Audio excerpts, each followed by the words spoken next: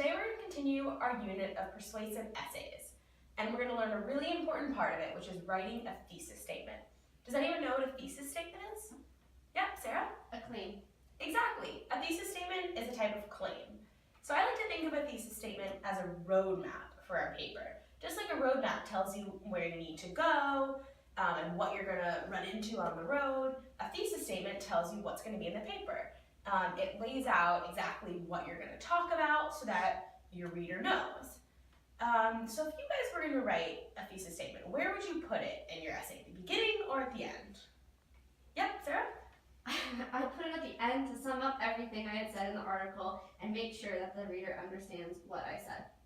That's a really great idea. So that's a really important thing to do in a paper. We want to make sure that in our conclusion, we restate what we said and we bring up some new points. But for the thesis statement, we actually want to put it in the introduction. So for this class, we're going to make it the last line of our introduction. Does that make sense? Great. So to write our thesis statement, we're going to follow this acronym TOES. So I'm going to say the letter, and then I want you guys to read out what the word is. The first is T. Topic. So in our thesis, we want to have a subject or a topic that we're making a claim about. We need to make sure that your claim is about something. So the next is O. Opinion. We need to take a stance in a thesis. You have to have something that someone could disagree with you on. The next is E. Evidence. We want to make sure that we have examples to back up what we're saying.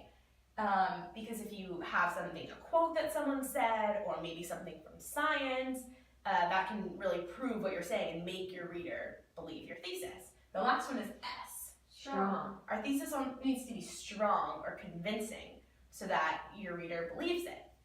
Does this make sense? Does anyone have any questions? Great, so now your task is going to be to write your own thesis statement. And the topic is going to be, should students be allowed to go on field trips? Do you think field trips are good or bad? Does that task make sense to you guys? Great. Are you all done writing your thesis statements? Great. Does anyone want to share theirs? Sarah, go ahead. Okay. Field trips are good because you can learn things on a field trip that you can't learn at school, like how a dinosaur grew in fields. That was an awesome example of a thesis statement. Notice how Sarah gave a specific example of why field trips are good. She said you can learn things on field trips you can't learn in school. And then she gave a specific example of something you could learn on a field trip, which is how a dinosaur grew in fields. You also use the word because, which is a really important word when we write thesis statements. Because tells your reader that you're going to have examples, and it's a good way for you to remember that you need to have evidence. So what I like to do is I say you have your opinion, and then you have 3 reasons why you believe that, and that makes a thesis. You combine them with the word because. For example, everyone should be a vegetarian because you save animals, it helps the environment, and you eat more vegetables, which is healthier. Does that make sense to everyone? Great. So now what we're going to do is I'm going to give everyone a list of 5 theses, and I want you to pick which one you think is the best example of a thesis that follows TOES. Is anyone having any trouble deciding which thesis statement is best? Caroline, what's up? So I can't choose between these 2 statements. The first one is, tacos are absolutely, without a doubt, the best food in the world and I eat them every day. I like this one because it's strong and convincing. I can tell the author is passionate about tacos.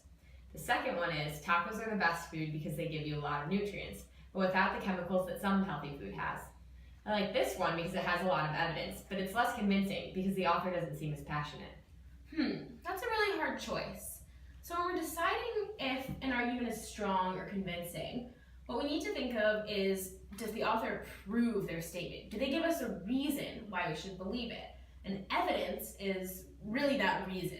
So which statement do you think has more proof in it? I think the second one has more proof because it has more specific evidence. Excellent, I completely agree. I think the second one is definitely the stronger thesis of the 2. Great, so does anyone else have any questions about these statements? Awesome, so before we wrap up and go home for the day, I want to teach you guys a little chant to remember how to write thesis statements. Okay, great, let's all try it together.